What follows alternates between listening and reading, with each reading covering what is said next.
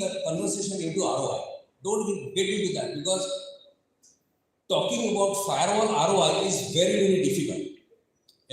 So talk about business resilience, that how that firewall is helping the business to be more resilient in case of a ransomware attack. Okay, talk about how the organization is gearing up for handling a ransomware attack and having the right kind of escalation matrix, having the right RACI matrix, having and conducting tabletop exercises for executives and tech people, conducting or having right data insurance in place. You are strategically aligned with partners who can help you cyber forensics. Okay, if it is DPDP, you are well aligned with the DPO office or a lawyer fix who can handle the cases, files against you. So all this strategic alliance needs to be in place to ensure the board members that cyber attack is likely to happen, and if that happens, how as an organization you are ready to handle that.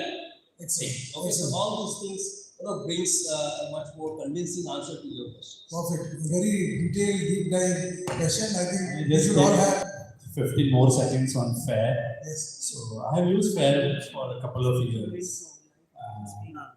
So you have to talk in a language which your board wants to listen. That's a simple method. So if they understand like simple color coding, so you can show something in red, amber, green.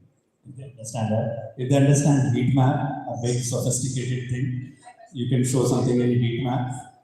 And if they understand, they want to hear about the like ROI or the losses, what this we heard from Koushik. You have to talk in that language. So FAIR helps you to convert your like simple subjective things into objective numbers. So if you have this much investment into tools, processes, and technology, and what is your like risk, I would say the landscape, it combines together and gives you a score. And if you are able to convince your board that the score is mature enough for you as compared to your peers, what is going in the market, I think that should do it. I think both of you all should write an article on this and post it on LinkedIn, so all of us can access at a ready rate. Yeah.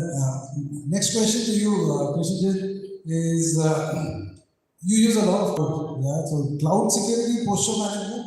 What are your mantra for a hybrid environment that most of us here have? Yeah. See, for me, in terms of cloud security, in terms of the biggest challenge to govern cloud security posture management in a multi-cloud kind of environment is typically the balance between speed and compliance, right? So see, and also pertaining to let's say the RBI regulations and the certain regulations.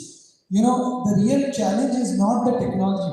Technology is not the hard part. It's the people and the process, right? So see, different cloud platforms have different dashboards, different alerts, different operating models, and when the team is trying to deploy fast, governance, compliance, and the regulatory awareness takes a backseat. So what we have done is we have certain mechanisms to solve this problem.